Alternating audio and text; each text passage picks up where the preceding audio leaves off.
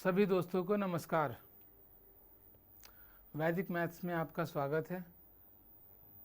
Ratio and proportion के अगले series में हम लोग बात करेंगे आज स्पेशली प्रोपोर्शन के बारे में, रेशियो से कैसे रिलेट करते हैं और भी फार्मूला जो निकलते हैं टाइम स्पीड डिस्टेंस का, और भी अलग अलग मल्टीपल के रूप में जो फार्मूलाज होते हैं उन सब के साथ इनका क्या रिलेशन है, इन सभी चीज़ों को हम लोग देखेंगे। तो शुरू करते हैं क्लास को, है ना। हम लोग बात कर रहे हैं किसके बारे में? प्रोपोर्शन के बारे में।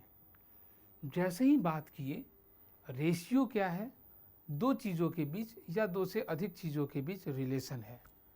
जैसे ही हम दो रेशियो को आपस में रिलेट कराते हैं या बोलें तो दो रेशियो आपस में जैसे ही बराबर होते हैं हम बोलते हैं कि वो क्या है? प्रोपोर्शन है, समानुपात है। प्रोपोर्शन, समानुपात। तो क्या बात कर रहे हैं हम? बोले कि मान लेते हैं ए और बी दो रेशियो हैं और दूसरा रेशियो जो है वो सी और डी का है। अगर हमने बोला कि ये दोनों रेशियो आपस में क्या हैं? इक्वल हैं, तब हम बोलेंगे कि ये दोनों आपस में ये बराबर हैं, मतलब ये समानुपात में हैं। हम बोल सकते हैं कि ए जो है अनुपात बी का है, समानुपात, समानुपात इक्वल मतलब 4 पॉइंट डबल रेशियो, ये क्या है? सी और डी के बराबर है। ये कहने का मतलब है इसको लिख सकते हैं ए बाई बी इक्वल टू ये क्या है? सी बाई डी। अगर क्रॉस मल्टीप्लाई करते हैं तो ए और डी का मल्टीप्लीकेशन, ए और डी का मल्टीप्लीकेशन बराबर होगा बी और सी के मल्टीप्लीकेशन के। इसका मतलब है कि समानुपात में 4 टर्म होते हैं, फर्स्ट है, सेकंड है, थर्ड है एंड फोर्थ है। तो फर्स्ट और फोर्थ का मल्टीप्लीकेशन सेकंड और थर्ड के मल्टीप्लीकेशन के बराबर होता है। ये हमेशा याद रखना है। अगर दिया गया है ए अनुपात बी समानुपात सी अनुपात डी, तो पहला और लास्ट ये दोनों और दूसरा और तीसरा ये दोनों का मल्टीप्लिकेशन आपस में क्या है? बराबर होता है।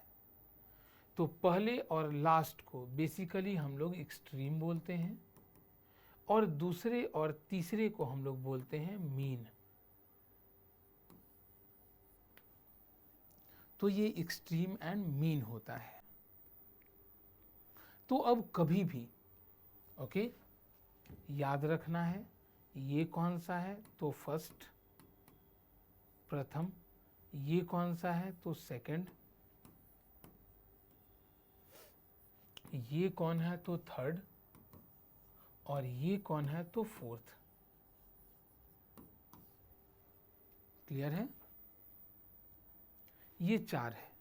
ये 4 में से किसी एक को छोड़कर बाकी 3 चीजें दी जाती है और उस एक चीज के बारे में पूछा जाता है कि वो कौन सा चीज होगा, वो न्यूमेरिकल वैल्यू कौन सा होगा। तो ऐसा जब भी निकालने के लिए बोला जाए एकदम आसानी से हम उस क्वेश्चन को बना सकते हैं। जैसे ये सारी बातें आप लोग को समझ में आ गई होंगी। एक क्वेश्चन सीजीएल एसएससी सीजीएल 2023 पिछले साल पूछा गया था कि यदि 39 117 17 y समानुपात में हो,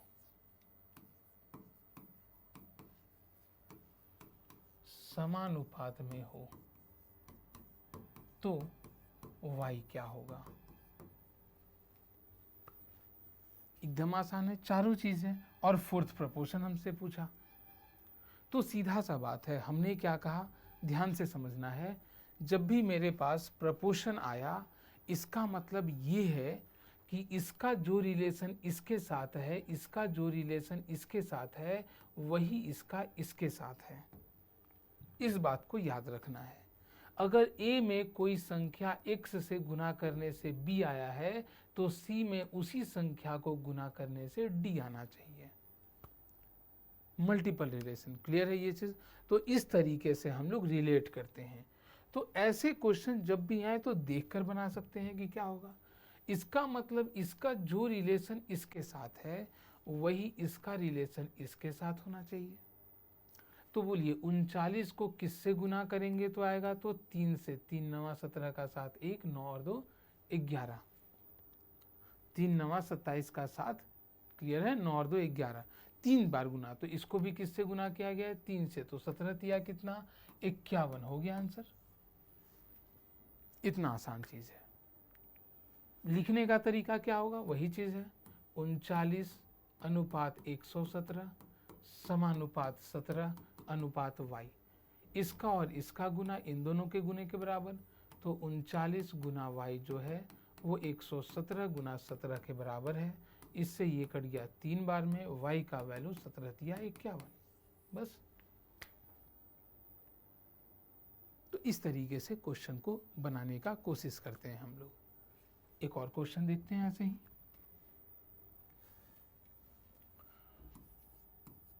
find the second proportion of 2, 3 and 6। क्या बोल दिया गया? हम लोग को सेकेंड प्रोपोर्शन निकालना है, मतलब दूसरा समानुपात निकालना है।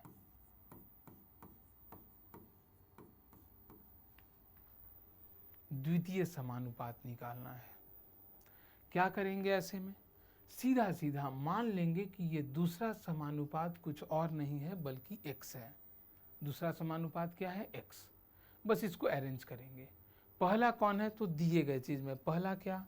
2। दूसरा कौन? तो x। तीसरा कौन? तो आगे 3। और चौथा कौन? 6। ये बेसिकली है। ये कह रहा है कि 2 अनुपात x समानुपात 3 अनुपात 6, ये दिया हुआ है। तो क्या इसका इसका मल्टीप्लिकेशन और इसका इसका मल्टीप्लिकेशन आपस में बराबर होगा? तो अगर हम ऐसे देख रहे हैं तो 3 गुना x ये हो गया 3 इंटू एक्स बराबर 2 इंटू 6, 2 इंटू 6।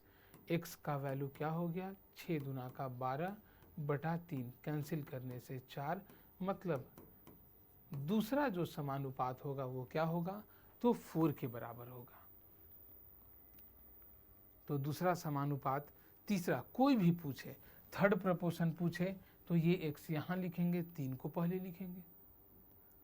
कोई भी पूछा जाए उसके जगह x और बाकी न्यूमेरिकल टर्म को उसके जगह पर हम लोग फिल कर देते हैं। तो इस तरीके से हम लोग समानुपात के क्वेश्चन को बनाते हैं। नेक्स्ट आगे एक और बात देखते हैं हम लोग। ऐसे में पहला दूसरा 3 चीज देकर एक चीज पूछे, ये तो बड़ी आसान काम है बनाना। लेकिन जब ऐसा ना देकर 2 ही चीज दिया जाता है तो पूछा जाता है केवल 2 ही चीज। क्या पूछा जाएगा? क्वेश्चन बोला जाएगा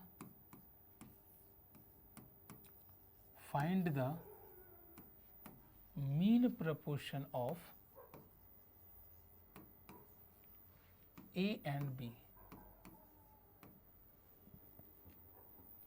मीन प्रपोर्शन कहने का मतलब हिंदी में बोलते हैं इसको मध्यानुपाती।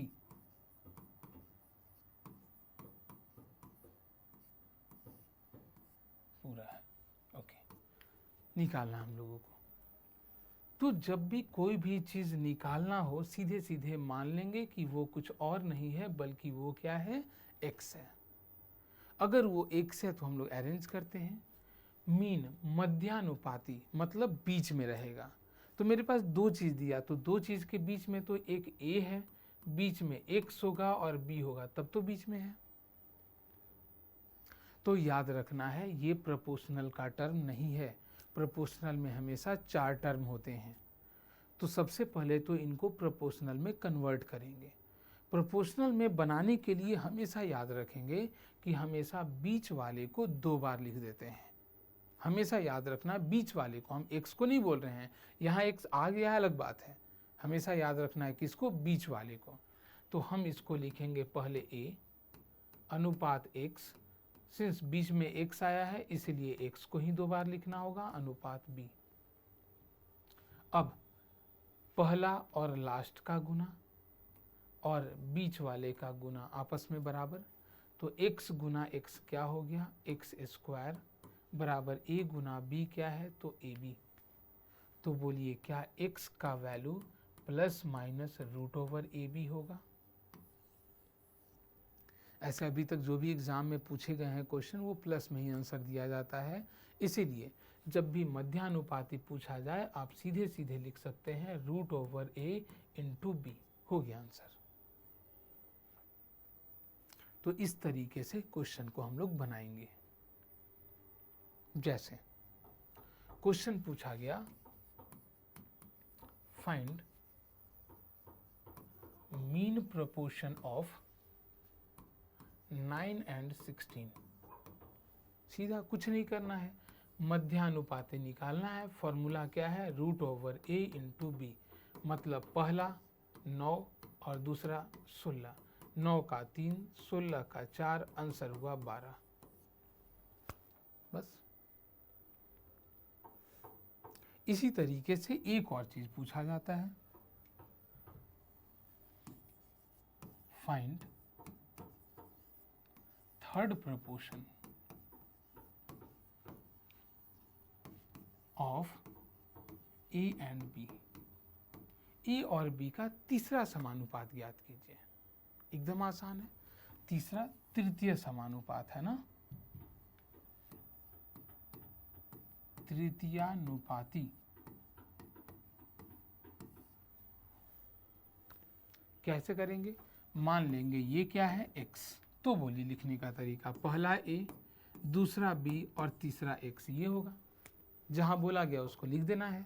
इसको समानुपात में लिखना है तो a अनुपात b समानुपात, अब किसको, तो हमेशा बीच वाले को 2 बार, b बीच में है b को लिखेंगे, फिर अनुपात कितना x, पहला और लास्ट का गुना कितना, a गुना x बराबर अंदर वाले का गुना b इंटू बी।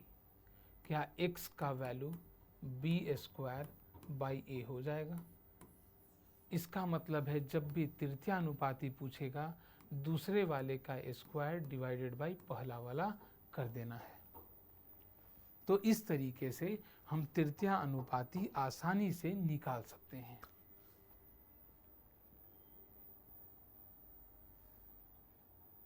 तो क्वेश्चन में अगर ये सब चीज़ें पूछी जाती हैं तो कोशिश करना है कि फॉर्मूला याद रहे। फॉर्मूला याद रहेगा तो आप बड़ी आसानी से बना सकते हैं। चलिए आज के लिए बस इतना ही करते हैं। बहुत बहुत धन्यवाद। वीडियो अगर पसंद आई हो तो लाइक करें, साथ में सब्सक्राइब करें। धन्यवाद।